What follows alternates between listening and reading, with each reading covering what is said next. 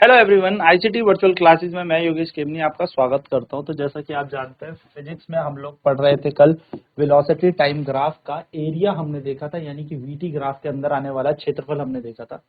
अब हम बात करेंगे एक्सेलरेशन टाइम ग्राफ की। तो वी नो दैट, हमें पता है द स्लोप ऑफ, ध्यान से सुनना है आपको, ठीक है, एक एक चीज। वेलोसिटी टाइम ग्राफ gives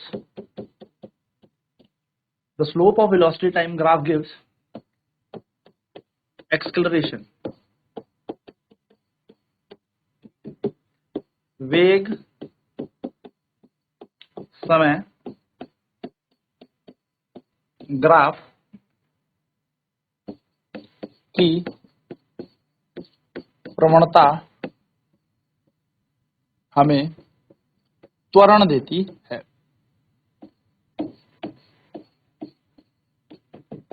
वेग समय ग्राफ की प्रवणता हमें त्वरण देती है, यानी कि अगर हम एक तरफ वेग मान लेते हैं और एक तरफ हम यहाँ पर समय मान लेते हैं, तो ये जो प्रवणता आती है ये एक्सेलरेशन है, यानी कि त्वरण है। उसी प्रकार से अब जरा आगे बढ़ते हैं और आगे समझते हैं कि जो एरिया आता है, the area under acceleration time graph give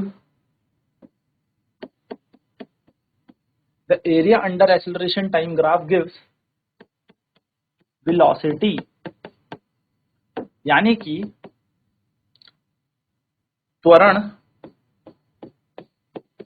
समय ग्राफ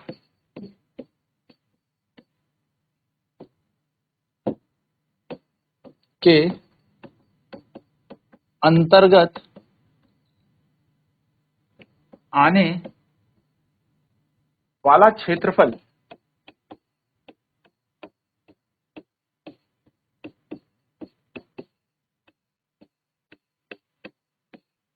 हमें वेग देता है।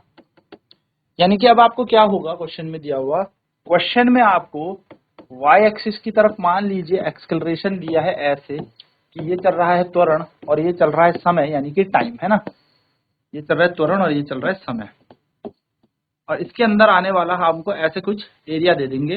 फॉर एन एग्जाम्पल इसकी वैल्यू है 0, 10, 20 और ये मान लीजिए 10। ठीक है, आपसे क्वेश्चन पूछेगा find the velocity of a body. Question क्या कह रहा है, वस्तु का वेग ज्ञात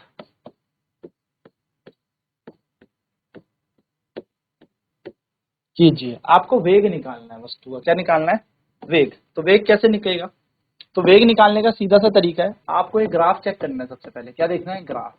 so the given graph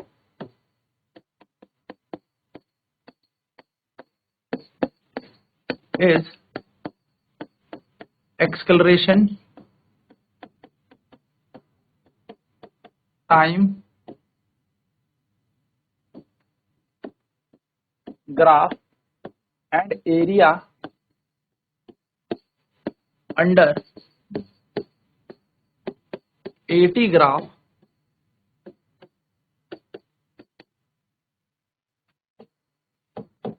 gives velocity। क्या कह रहा है, दिया गया ग्राफ, दिया गया ग्राफ त्वरण समय ग्राफ है और इसके अंतर्गत आने वाला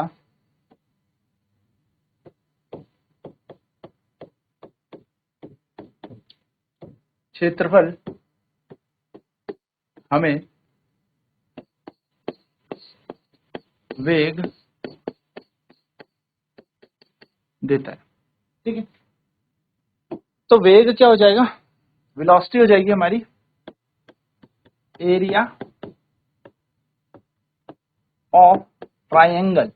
क्या दे रखा है हमें क्वेश्चन में, ट्राइंगल मान लेते हैं ओ ए बी, इसको वैसे जीरो है, या जीरो कोऑर्डिनेट है, ओ इसको नाम देते हैं, तो ओ ए बी, यानी कि वेग निकालने के लिए हमें क्या करना पड़ेगा, त्रिभुज ओ ए बी का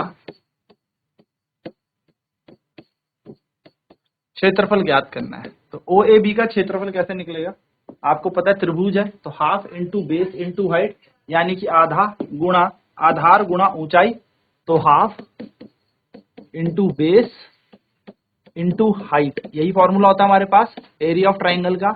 क्या होता है, आधा गुणा आधार गुणा ऊंचाई, यही सूत्र है। तो आधे की जगह हम हाफ लिख देंगे, बिल्कुल जैसा क्वेश्चन कह ही रहा है। आधार कितना है, तो जीरो से देखिए कितना दे रखा है हमें, आधार पूरा का पूरा जीरो से लेके 20 तक है ना, ये पूरा 20 है, तो हाफ, और हाइट कितनी है, हाइट भी देख लेते हैं यहीं पे, ये हाइट है यानी कि 10, तो हाफ इंटू 20 इंटू 10 हमारा यहाँ पर क्या बन जाएगा, तो 2 से कटेगा ये 10 टाइम, और 10 गुणा 10 होता है 100, तो 100 यूनिट हमारी क्या आ जाएगी, इसका एरिया, यानी कि यही वेलोसिटी है। यानी कि हम कहेंगे the velocity of the body is 100 unit. अब जिसमें भी दे रखा होगा, मीटर में दे रखा होगा तो मीटर पर सेकेंड, और अगर किलोमीटर में दिया होगा तो किलोमीटर पर घंटे। वस्तु का वेग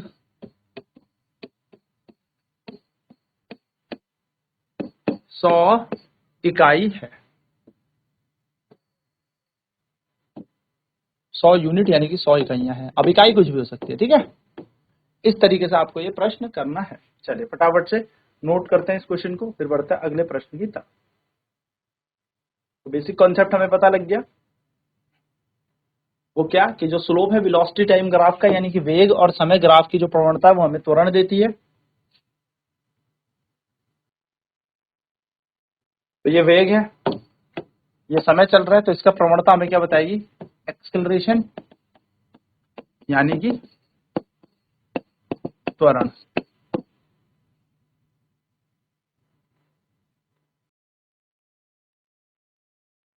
area under acceleration time graph gives velocity, त्वरण समय ग्राफ के अंतर्गत आने वाला क्षेत्रफल हमें वेग देता है ना, ये हमें सीधी सीधी बात पता लग गई। तो जब भी एक्सेलरेशन टाइम ग्राफ के अंदर का एरिया की बात हो रही होगी, यानी कि त्वरण समय ग्राफ के अंतर्गत आने वाले क्षेत्रफल की बात हो रही होगी, तो हमें वो क्या दे देगा, वेग दे देगा।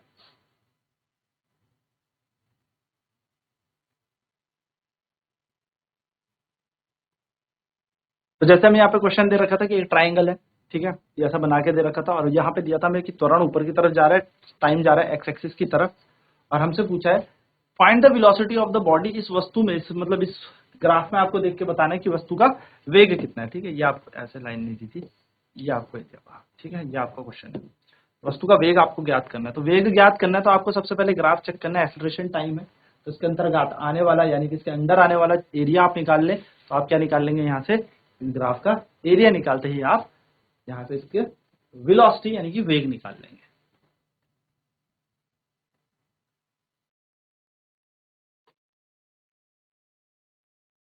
तो आपने क्या किया, the given graph given is acceleration time graph and area under 80 graph gives velocity. दिया गया ग्राफ त्वरण और समय का ग्राफ है, और इसके अंदर आने वाला जो क्षेत्रफल है, यानी कि जो ये भी एरिया इसके अंदर आएगा ना, जो भी एरिया इसके अंदर आएगा, जरूरी नहीं यही ग्राफ कैसा भी हो, पर आपसे पॉइंट्स पूछा होगा, इस पॉइंट से इस पॉइंट, इस बिंदु से इस बिंदु, तो अभी तो आपसे ये पूरा ही पूछा है। तो ये जो इसके अंतर्गत आने वाला जो क्षेत्रफल है, यानी कि जो एरिया है, ये आपको क्या दे देगा, वेग दे देगा।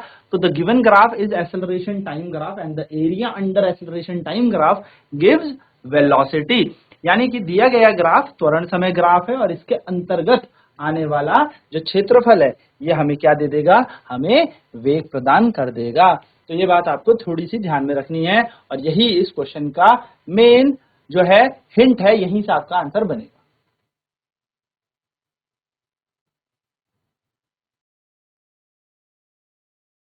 बस हमने क्या कर दिया, हमने एरिया ऑफ ट्राइंगल ओएबी निकाला, यानी कि ओएबी का क्षेत्रफल, तो क्षेत्रफल कितना, आधा, half into base into height, यानी कि आधा गुणा आधार गुणा ऊंचाई। तो बस यहाँ पर कर देना हाफ इंटू 20 इंटू 10, क्योंकि बेस हमारा 10 था, 20 था, हाइट ऊंचाई इस त्रिभुज की 10 आ रही थी, तो 2 से कटेगा 20 10 बारी में, और 10 गुणा 10 होता है 100, यानी कि 10 टाइम होता है 100, तो 100 यूनिट इसका आंसर बन गया। और 100 यूनिट क्या है हमारा, जो ये है ये किसके इक्वल होगा, वेलोसिटी के इक्वल होगा, वेग के समान होगा।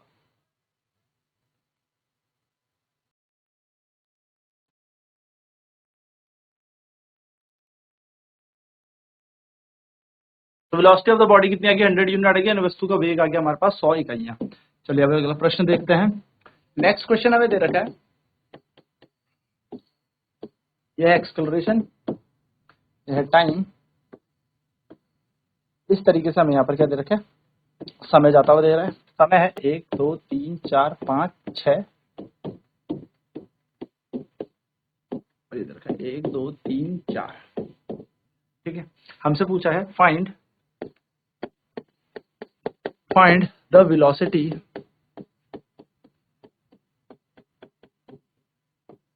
Of the body. क्वेश्चन क्या है, वस्तु का वेग ज्ञात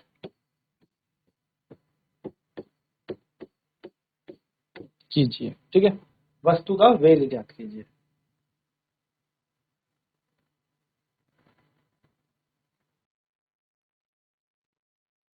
तो चलिए अब यहाँ पर क्या करना है, हमें यहाँ पर इसका क्षेत्रफल निकालना होगा, क्योंकि जो गिवन ग्राफ है वो क्या है हमारे पास, एक्सेलरेशन टाइम ग्राफ है। तो द गिवन ग्राफ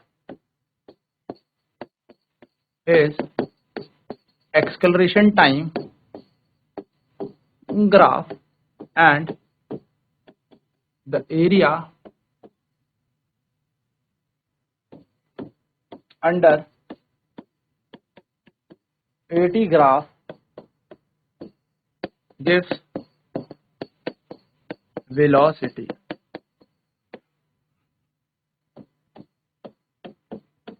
दिया गया ग्राफ AT ग्राफ है और इसके अंतर्गत आने वाला क्षेत्रफल हमें वेग देता है। हमें क्या करना पड़ेगा, इसका क्षेत्रफल निकालना पड़ेगा। तो हम इसका नाम देते हैं, ठीक है, इस पॉइंट का नाम दे देते हैं O A B C। अब मैं यहाँ से एक लाइन ऐसे ड्रॉ करें तो इसको बोलेंगे D। तो हमें यहाँ पे दिख रहा है एक इसका एरिया निकालने के लिए हमें पहले O A B और D, अब ये स्क्वायर है रेक्टेंगल, पहले चेक कर ले, तो देखो 1 2 3 4 दूरी यहाँ और 4 यहाँ, यानी कि इस वाले चतुर्भुज स्क्वायर का एरिया प्लस इस वाले ट्रायंगल का एरिया जोड़ना पड़ेगा। यानी कि वेग निकालने के लिए हमें क्या करना पड़ेगा, क्षेत्रफल निकालना पड़ेगा। तो क्षेत्रफल कैसे निकलेगा, क्षेत्रफल निकालने के लिए हमें करना पड़ेगा area of square O A B D